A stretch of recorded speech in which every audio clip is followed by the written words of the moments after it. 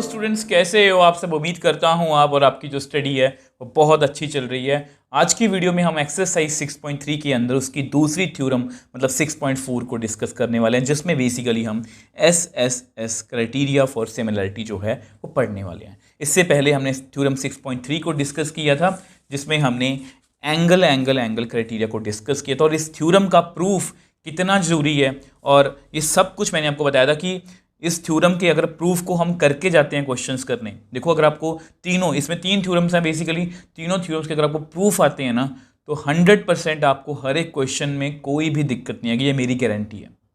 और अगर आप सिर्फ रिजल्ट देख के जाते हो, मगर सिर्फ आप रिजल्ट्स को क्रैम करके जाते हो कि AAA से सिमिलर कर दूंगा, SSS से सिमिलर कर दूंगा, तो आपको 100% क्वेश्चंस में दिक्कत आएगी।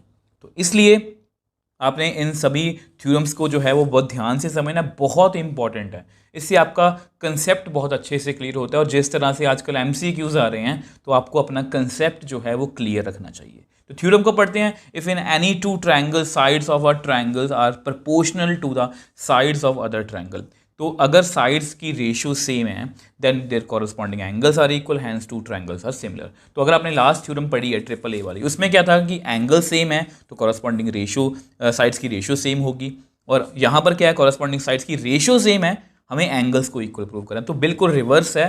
तो अगर आपको पिछली थ्योरम अच्छे से क्लियर है ना तो ये भी आपको बहुत अच्छे से समझ में आएगी।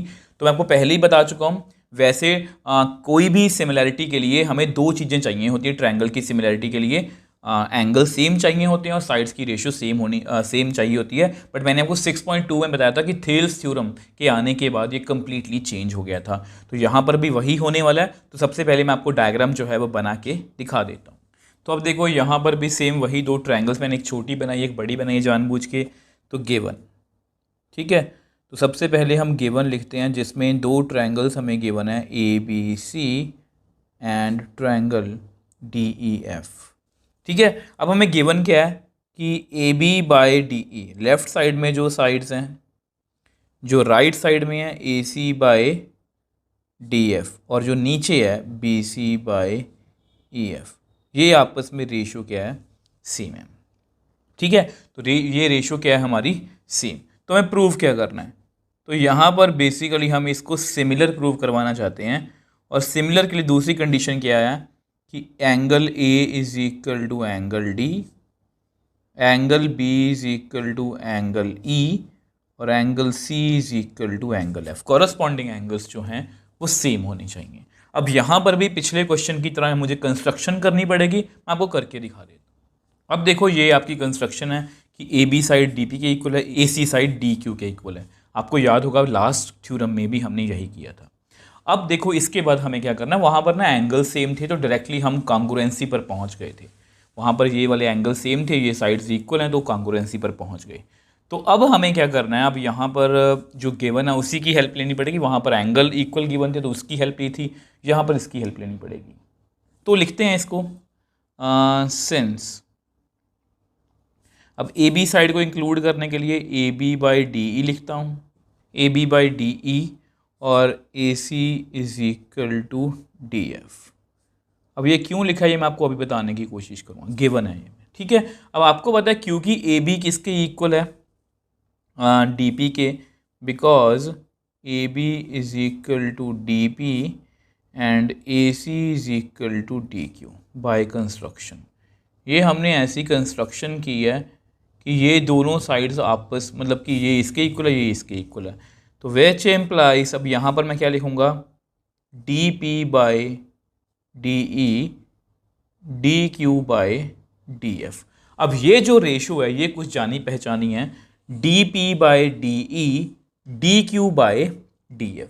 अब फिर से मैं आपको वही अपनी थेल्स थ्योरम का जो बैकग्राउंड है वो दिखाना चाहूँगा कि अगर ये रेशो सेम है ना, अगर ये रेशो सेम है AB/DB AE/EC, तो हम इनको पैरेलल बोल सकते हैं। अब सेम वे से इसमें इस एग्जांपल की आप हेल्प ले सकते हो कि जैसे मैंने आपको यहाँ पर भी बताया था कि AD/DB होता है, AE/EC होता है, बट इसको हम ये भी लिख सकते हैं AD/फुल साइड AE/फुल साइड। अब यहाँ पर वही है DP/DE DQ/DF। अब यहाँ पर आप कट शॉर्ट भी कर सकते हो, अब डायरेक्टली आप डायरेक्टली इसको ये बोल सकते हो कि ये रेशियो सेम है, तो bye converse of BPT theorem ये साइड इसके पैरेलल है। बट अगर आपको बिल्कुल एक्यूरेटली जाना है तो आप इसको जो है वो क्या करो, आपको याद होगा हमने पिछली थ्योरम में भी किया था, हमने +1 ऐड किया था। अब यहाँ पर बिल्कुल उल्टा प्रोसेस करेंगे। ऐसा करते हैं, उसको मैं आपको नेक्स्ट पेज पे करके दिखा देता हूँ। अब देखो हम यहाँ पर थे ना, जैसा कि मैंने आपको बताया, अगर आप एक्यूरेटली करना चाहते हो तो रेसिप्रोकल कर दो। रेसिप्रोकल क्यों की है? क्योंकि DE जो है वो बड़ी साइड है और सेम वे से DF जो है वो बड़ी साइड है। अब बड़ी साइड को मैं ब्रेक करके DP + PE लिख सकता हूँ डिवाइड बाई DP। DF को मैं DQ + QF जो है वो लिख सकता हूँ डिवाइड बाय DQ। अब अगर इनको आप सेपरेट करोगे, ठीक है, ये कम्प्लीटली स्टेप आप छोड़ सकते हो, बट ये आपको आना चाहिए, आपकी नॉलेज में ये होना चाहिए कि ऐसा क्यों होता है। तो मैंने इसको ऐसे जो है वो लिख लिया। अब क्लियरली ये आपस में कट हो गया, ठीक है, ये भी आपस में कट हो गया। तो मेरे पास कितना रह गया? 1 + PE by DP, 1 + QF by DQ। अब यहाँ पर ये 1 और 1 भी कैंसिल आउट, ठीक है। तो यहाँ पर फिर से इसका रेसिप्रोकल कर देते हैं। Reciprocal again on both sides. ये मैंने आपको इसलिए करवाया है कि बाय चांस आजकल MCQ केस स्टडीज़ वगैरह काफ़ी कुछ आ रहा है, तो आपको ये करके दिखाने, मतलब कि अगर वो आपको बोलें कि अगर ये है तो थेल्स थ्योरम का कन्वर्स कैसे प्रूव करोगे, तो ये भी आपको पता होना चाहिए, ठीक है। तो यहाँ पर इसका रिवर्स क्या होगा? DP by PE DQ by QF। अब आपके सामने है DP by PE DQ by QF। Therefore by converse of BPT या थेल्स थ्योरम, तो उनके कन्वर्स से मैं एक बात बोल सकता हूँ, ये आपको पता है कि अगर उनकी साइड्स की रेशियो सेम है तो PQ साइड जो है वो पैरेलल है। तो ये हम पक्का बोल सकते हैं, ये आपको पता है, ये हमने BPT थ्योरम के कन्वर्स में सीखा है कि अगर उनकी साइड्स की रेशियो सेम है तो ये साइड्स के क्या है? पैरेलल। अब जैसे ये पैरेलल हुई, देयरफॉर ये जो एंगल है, देखो ये वाला जो एंगल है, देखो मुझे घूम फिरा के एंगल पर बात लानी पड़ेगी क्योंकि अल्टीमेटली मुझे एंगल्स को ही इक्वल प्रूव करना है। तो ये दोनों एंगल और ये वाला और Q एंगल, आपको पता है ये कौन से एंगल्स हैं। मैं आपको अगर मैं फील करवाना चाहूँ, ध्यान से देखो, अगर इसको मैं एक्सटेंड कर दूँ, इसको मैं एक्सटेंड कर दूँ, ये एक मतलब कि उसको लाइन काट रही है, तो ये एक बाहर वाला, ये अंदर वाला एंगल है, ये बाहर वाला, ये अंदर वाला है। ये कौन से एंगल्स हैं? Corresponding angles. इनको मैं आपको दिखा भी देता हूँ। ये देखो, आपको पता है अगर लाइंस पैरेलल हों तो ये एक अंदर एक बाहर वाले कॉरस्पॉन्डिंग एंगल्स सेम होते हैं। तो देयरफॉर P एंगल किसके इक्वल है? E के, और Q एंगल किसके इक्वल है? F के। इसको हम कौन से एंगल्स बोलेंगे? कॉरस्पॉन्डिंग एंगल्स, ठीक है। इनको आप नंबर 1 करके लिख लो। तो यहाँ तक पहुँच गए। अब हमारा नेक्स्ट टारगेट क्या होगा? देखो हमारा नेक्स्ट टारगेट क्या होगा। अब मेरा टारगेट ये है कि किसी तरह से ये वाला एंगल इसके इक्वल आ जाए। तो ये एंगल इसके इक्वल है और ये E के इक्वल है, ये आपस में इक्वल हो जाएंगे। ये इसके इक्वल आ जाए, ये इसके इक्वल है, ये आपस में इक्वल हो जाएंगे, और ये भी आपस में इक्वल प्रूव कर दूंगा। तो यही हमारा टारगेट है। तो अब देखो इससे हमें क्या फ़ायदा हुआ। अगर हम एक ट्रायंगल पकड़ लें DPQ, ये छोटी वाली, एंड ट्रायंगल बड़ी वाली DEF। अब इसमें ध्यान से देखो, एंगल P और एंगल E, एंगल Q और एंगल F, ये आपस में इक्वल है। प्रूव्ड अबव, अभी हमने प्रूव किया। अब इससे हमें फ़ायदा क्या हुआ? प्रूव्ड अबव इन 1, ठीक है। इससे फ़ायदा क्या हुआ? बाय AA रूल, अगर किसी दो ट्रायंगल्स के दो एंगल्स सेम हो जाएं तो थर्ड तो अपने आप सेम हो जाता है। तो AA रूल से triangle DPQ is similar to triangle DEF। मतलब ये वाली जो ट्रायंगल है बड़ी वाली और ये वाली DPQ, ये आपस में क्या है? सिमिलर है। इसमें फ़ायदा क्या होगा? मैं आपको नेक्स्ट पेज पे समझाने की कोशिश करता हूँ। अब देखो इन दोनों ट्रायंगल्स को मतलब कि सिमिलर करके हमें क्या मिला। इन दोनों ट्रायंगल्स को सिमिलर करके, टारगेट मैंने आपको बता ही दिया कि अल्टीमेटली मैं ये चाहता हूँ कि ये एंगल भी पी एंगल की इक्वल आ जाए, ठीक है। अब उसके लिए थोड़े से एफर्ट्स कर रहे हैं हम। तो डी पी, अगर दो ट्रायंगल सिमिलर होती हैं तो आपको बताया उनकी कॉरस्पॉन्डिंग साइड्स, जैसे डी पी और इसकी डी ई, इसकी डी क्यू, उसकी डी एफ, इसकी पी क्यू, उसकी ई एफ। तो ये हम लिख सकते हैं।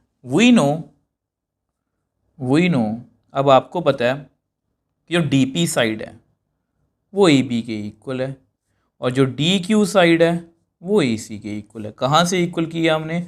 Bye construction. ये बहुत इंपॉर्टेंट है, ठीक है। अब इससे क्या होगा? Which implies A B by D E, A C by D F is equal to P Q by E F. देखो इससे में फ़ायदा क्या है, देखो मैं आपको फिर से थोड़ा सा बताने की कोशिश करता हूँ।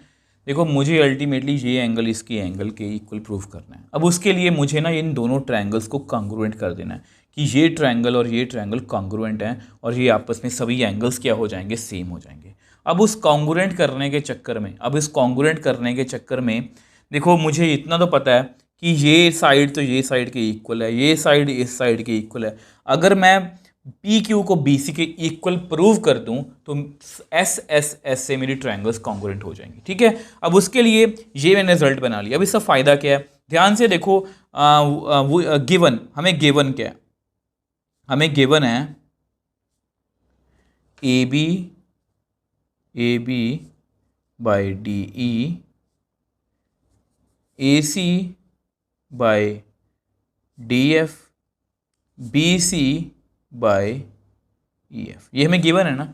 अब जानबूझ के मैंने यहाँ पर जगह छोड़ी। अब कोई भी दो साइड ले लो जिसमें पी क्यू आता हो।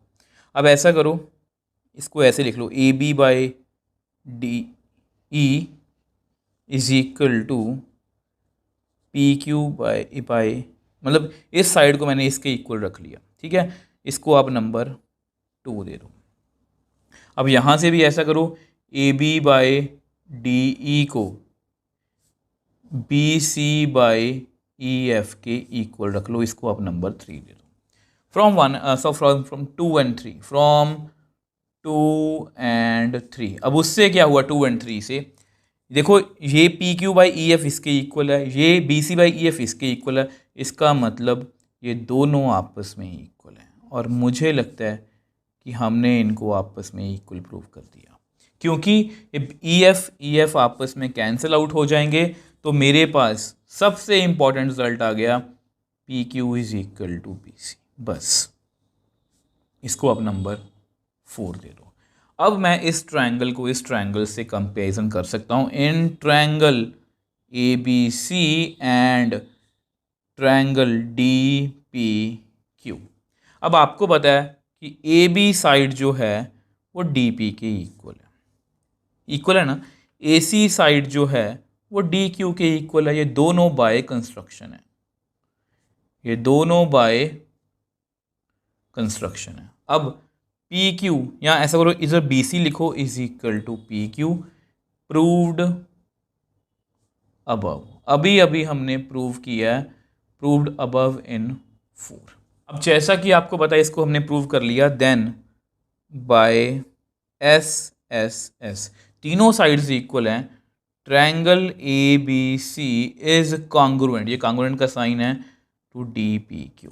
और अगर ये ट्रायंगल्स मतलब जो हैं कॉन्ग्रुएंट हैं, ये ट्रायंगल और ये ट्रायंगल बिल्कुल क्या हैं? सेम है। और अगर सेम है तो by C P C T ये सारे एंगल, सारी साइड्स तो इक्वल हैं ही हैं, सारे एंगल्स भी क्या हैं?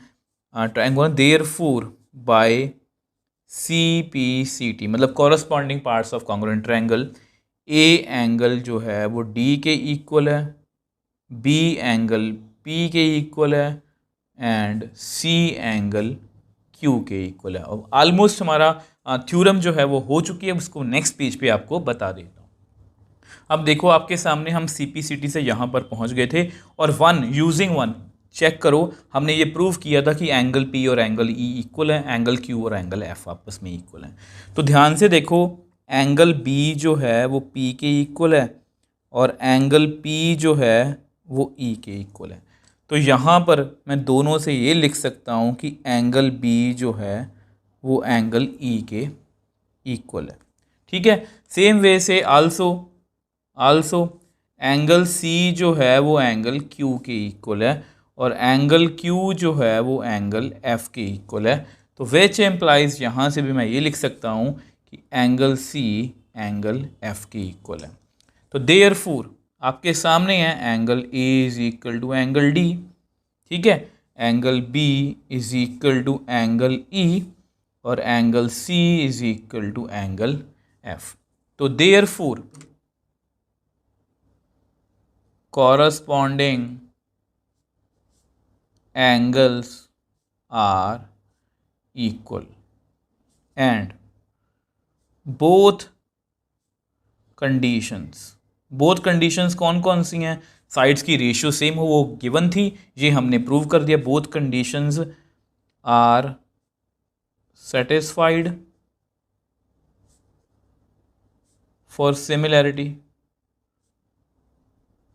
और अगर दो कंडीशन सेटिस्फाइड दोनों कंडीशन सेटिस्फाइड हो गई, therefore triangle A B C similar to triangle D E F. तो यही हमें जो है वो प्रूव करना था। तो देखो इस तरह से हमने इस थ्योरम को भी जो है प्रूव कर दिया। तो एक बार जल्दी से इसका रिकॉल करते हैं, काफ़ी कुछ था इसमें। अब देखो ये हमारी मेन थ्योरम थी जिसमें कॉरस्पॉन्डिंग साइड्स की रेशियो जो है वो सेम थी। तो ये हमें इक्वल प्रूव कराना। सबसे पहले मैंने कंस्ट्रक्शन कर ली जिसमें ये साइड इसके इक्वल है, ये साइड इसके इक्वल है। अब उस कंस्ट्रक्शन से मैं फ़ायदा क्या हुआ कि मैंने ये रेशियो लिख ली कि D P by D E equal है D Q by D F equal. अब जैसे ये रेशियो इक्वल हो गई तो मुझे ये पता लग गया कि D P by full side D Q by full side. तो इसको अगर मैं थोड़ा सा मोल्ड करके इस तरह से लिख पाऊँ D P by P E D Q by Q F, तो इसका मतलब बाय कन्वर्स ऑफ, अगर ये थेल्स थ्योरम ना होती तो मैं ये रिजल्ट कभी नहीं बोल सकता था। इसलिए बोलता हूँ कि थेल्स के आने के बाद बहुत चेंजेस हुए। ठीक है, तो P Q side converse of BPT theorem क्या कहती है कि अगर साइड्स की रेशियो सेम है तो ये साइड इसके पैरेलल है। तो ये बहुत इंपॉर्टेंट स्टेप था यहाँ पर कि पी इसके इक्वल आ गया, क्यू एंगल इसके इक्वल आ गया। अब इसके बाद जो मेरा सारा टारगेट था या मेरा जो सारा फोकस था वो ये था कि किसी तरह से ये ट्रायंगल और ये ट्रायंगल्स कॉन्ग्रुएंट हो जाएं। अब उसके लिए मैंने ये दो ट्रायंगल्स ली।